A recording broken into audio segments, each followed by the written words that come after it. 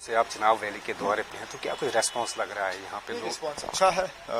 कल हमारा प्रोग्राम जो है कल शुरू हुआ था। ख़राब मौसम के बावजूद आप देख रहे हैं अभी भी तेज़ बारिश हो रही है, लेकिन इस ख़राब मौसम के बावजूद बढ़ चढ़ के लोगों ने प्रोग्राम में हिस्सा लिया। और हम उम्मीद कर रहे हैं कि 19 तारीख को जब पहले फेज़ के वोट पड़ेंगे तो अच्छे खासे वोट जो है यहाँ से इंडिया गठबंधन के उम्मीदवार को मिलेंगे। क्या लगता है आपको यहाँ के लोगों को अब चेंज की एक ज़रूरत है? अब चेंज की तो बहुत पहले से ज़रूरत थी, इसलिए तो हम मांग करते आए कि यहाँ पे विधानसभा असेंबली के इलेक्शन होने चाहिए। बदकिस्मती से हमारी बातों को जो है मरकज़ ने नज़रअंदाज किया। अब जबकि सुप्रीम कोर्ट का आदेश आया है, उनने हुक्म दिया है कि 30 सितंबर से पहले असेंबली के इलेक्शन जो है वो मुकम्मल किए जाने चाहिए। अब सेंट्रल गवर्नमेंट जो है असेंबली इलेक्शन पे बात कर रही है।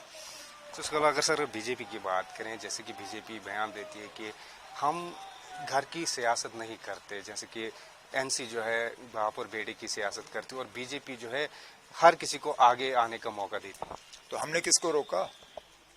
हमने आगे आने से किसको रोका? ना, हर कोई आगे आता है। हमारी पार्टी में देखिए, अकेले मेरे खानदान से थोड़ी ना इलेक्शन लोग लड़ रहे हैं। आने वाले असेंबली के इलेक्शन होंगे, 90 सीटें हैं। आपको क्या लगता है मैं 90 अपने रिश्तेदार ढूंढ के इलेक्शन लड़वाऊंगा?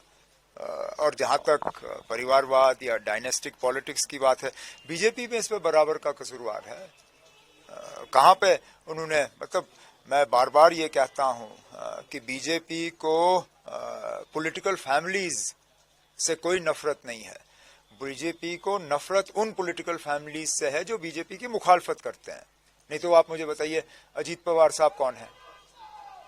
उनका क्या है क्लेम टू फेम? मां सिवाय ये कि वो शरद पवार साहब के रिश्तेदार हैं।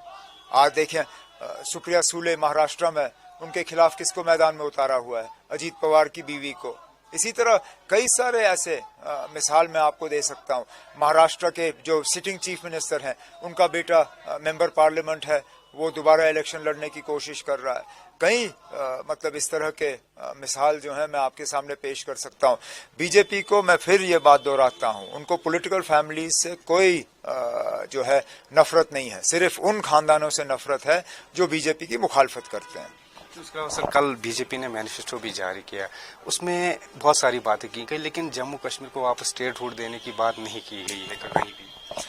अब मैनिफेस्टो में नहीं है, लेकिन प्रधानमंत्री ने अपनी तकरीर में कहा, तो हम किस चीज़ को अब सही माने? हम प्रधानमंत्री की तकरीर को सही माने या उनके मैनिफेस्टो को माने? मैं तो चाहूँगा कि हम वज़ीर आज़म की जो की हुई बात है, क्योंकि उन्होंने कहा कि गारंटी, तो हम उनकी गारंटी पे जाते हैं।